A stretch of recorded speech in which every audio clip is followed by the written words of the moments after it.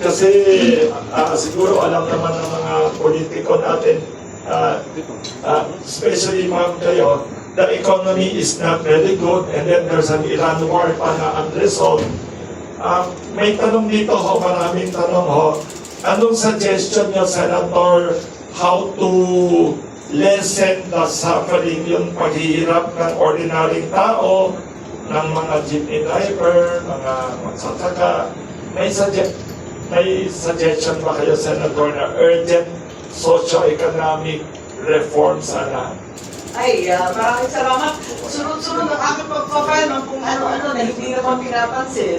Kaya medyo malungkot ako. Nauwi tayo sa impeachment, nauwi tayo sa aresto para sa ICC, napunta tayo sa kung ano-anong Nobel at as a term extension na nakakaasiwa sa karamihan ng Pilipino. Imbes natutukan yung tunay na problema na nangangailangan ng urgent solution, ika nga. Talagang bakit nauwi tayo sa politika? Samantalang alam natin ang taong bayan ay hirap na hirap. It's a time of great difficulty for most of our citizenry. And yet, wala pa rin tayong nagagawa, wala pang maayos na plano. Yun talaga ang inisan ko.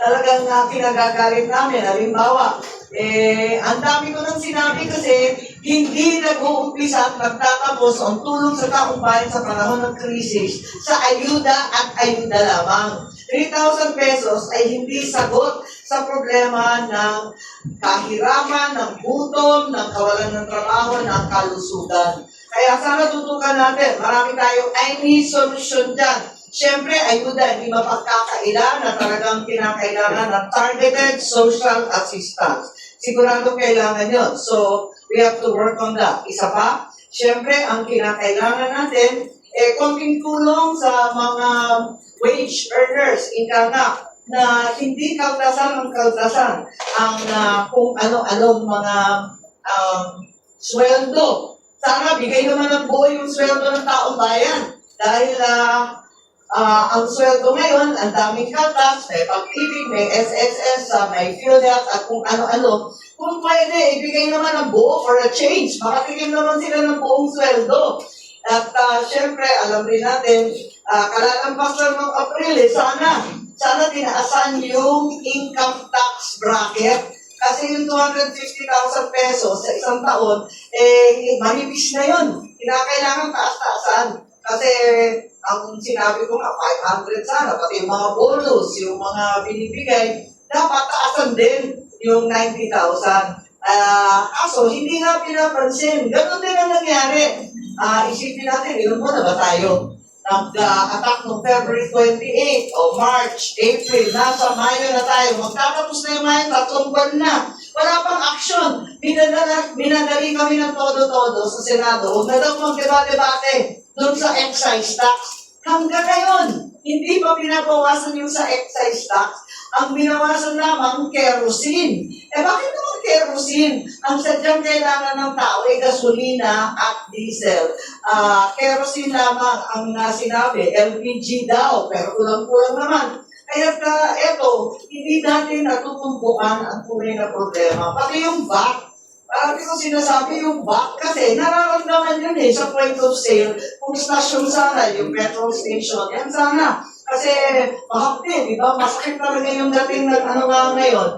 Kung baba ng konti, 91 pesos. O 91 pesos, naibsan ng konting VAT at excise tax. Action na naman nila, 10 pesos kada litro ang mamemenos kung talagang tututukan natin. Ganun din, mababawasan na at least 2 to 3 pesos yung kada kilo ng bigas kapag mabawasan yung cost of gasoline ng crudo. Ang hirap-hirap ng sitwasyon ngayon ng ating magsasaka. Kung nagdudusa ang consumer, nagdudusa rin ang mga magsasaka. Ang ating cost of production nasa 46-48 pesos, pinagpipilitan ng ating administrasyon na mabenta sa 50 pesos. Wala pa rin yung transport, wala pa yung distribution cost. Paano naman luging-lugi ang ating mga magsasaka? Matagal na sila naghihirap. At mula sa Jensen hanggang sa Palawan, marami na rin na mangingisda, hindi nagpapalaot. Alam natin yun. So, ito yung mga dapat natin gawin, lalo na sa kalusugan. Alam natin na kinuha yung 62 billion ng PhilHealth, pinilit ng Korte Suprema na ibalik. At hindi naman pwedeng kinukuha yung pang-medisina, pang-doktor, pang-ospital ng may sakit. Napakalupit naman yun.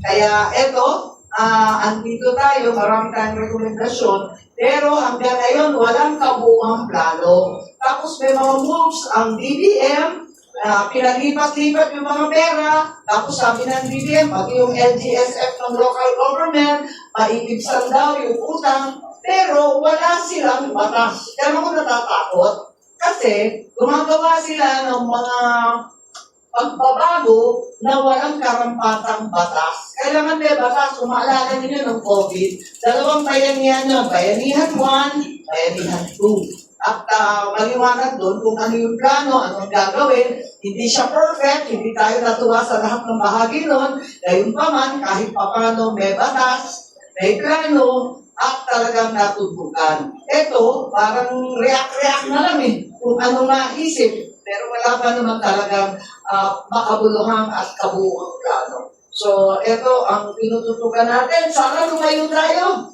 sa mga issue ng impeachment, mga issue ng kung ano-anong Noel, nakakasira talaga ng isip yun Thank you, Senator.